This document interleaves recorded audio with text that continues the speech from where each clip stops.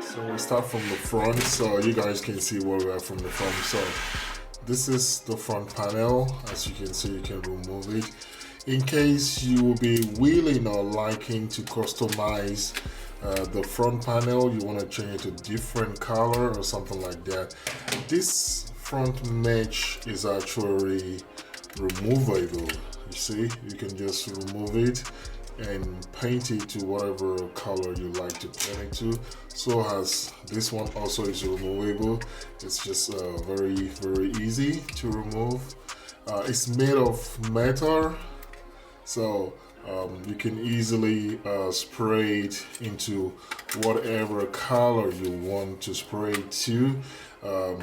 Yeah, after this, it has this in between here, which prevent a lot of dust because the fan is actually facing there. So you can just do whatever customization you want to do to that, and you can give it whatever color you want to. So this is also for in case you put in a drive there and something like that. You can also use this one also into whatever color. So that is from the front panel. This is plastic. There's nothing else apart from that, and this has been removed. So you can just customize this to paint it to whatever color you want it to be, and you're gonna have a nice looking system. So back to here, I'm gonna remove the top. Sorry about the noise. We got 3 screws holding the top side cover to this case itself. So some screws, pull it back a little bit and pull it up, and you have it up. This is pure metal, you can see, and we have a mesh here also, which you can remove in case you don't want it, but I think it's better you leave it there. It prevents a lot of dust. There's nothing on the side that prevents dust from coming inside, so either way you're still gonna have a lot of dust in your system because there's no mesh there, which you can create one and put it there yourself. So that is the top cover. Inside here is where the accessory bags are. Trying to save being environmental friendly, they just use this plastic bag now for that, which you have some zip ties and stuff inside, like I said. So when we get into the case, from this side you can see, and from this side you can see. So I'm gonna begin from the front side panel. They have this for, they didn't use screws here for this front fan. It's a 120 millimeter fan, which you can just remove by removing the clips in the front here, just like in some other cases. The front fan, but just like put them together. I really like the idea they gave you more options to power them and to connect them to other fans. So if you want to connect it directly to your motherboard, you can just use the connector to that, and if you want to extend it plus another one, you can use this. It's good that you have the option. It's not like you're stuck to it. 120 millimeter fans, like I said, made by Cooler Master, one of his affiliates. So that we have the fans there. The drive bill cannot be removed. Even though there's a screws on both sides, that doesn't mean it can be removed, because if you remove the screw, you can see here that it has been riveted to it. So you basically cannot remove it out unless you destroy the rivet and you fix it again later. So which now we go to the back so I can be able to stand it. We got 4 screws. Yeah, this is it's what it's gonna hold the power supply. I have one here, which is a small one. You see, your power supply goes there. I think it works for both ATX power supply and FX power supply. So you have that also there for your power supply. But I'm still wondering what I can do with it if I don't want to use this. Is there any possibility of, you know, changing it or just connecting my power pack directly to here? It's going to be much longer in a way. I'm gonna go to this side. This is where we have a lot of stuff to be removed. We have this little 80 millimeter fan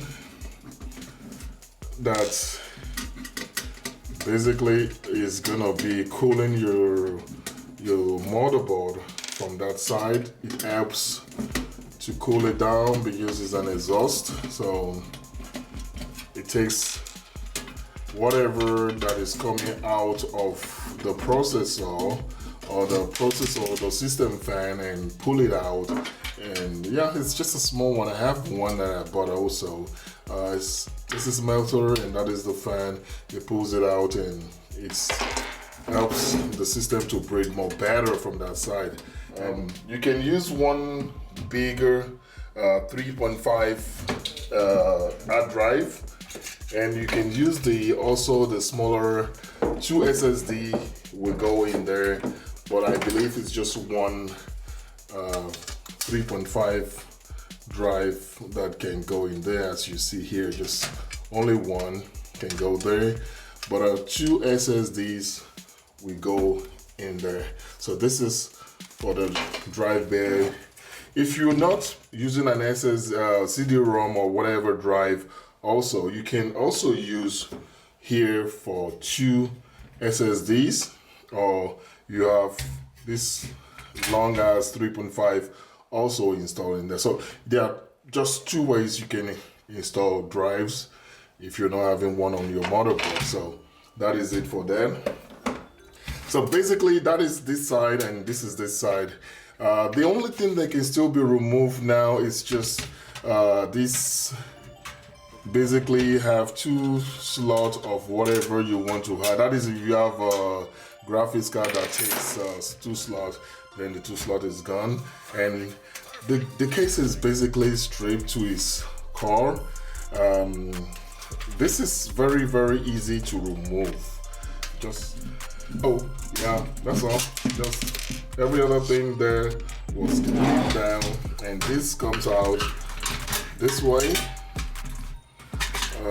Cable management here, which you can just remove, and on this side also is basically the same thing. Push it. The case is basically simple. If you want to do whatever you try to customize or you try to paint this case, it has been stripped down to the core. And my hands are not strong enough to remove it, so it's just like clip to it. It's not screwed. All of them are the same. They're moving, which is something I don't really like. I wish it was screwed to the ground and stop it from moving around. So this is the strip down of the case. Use this to lock the CD-ROM from outside. You lock it down. So this is the basic. You can remove this rod if you don't need it.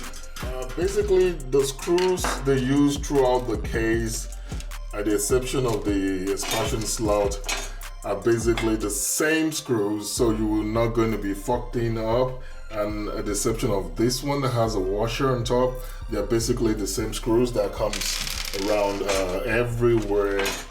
The clip system for the fan, which I think I like it a lot, so this is the strip down of the case. I haven't removed the other parts. Okay, so this is just everything, the shortest dismantling so far. If I don't want to use these, I can rip it out and remove it and use the space for other stuff. So so guys, that is it for the dismantling of the Cooler Master Elite 130 case. So guys,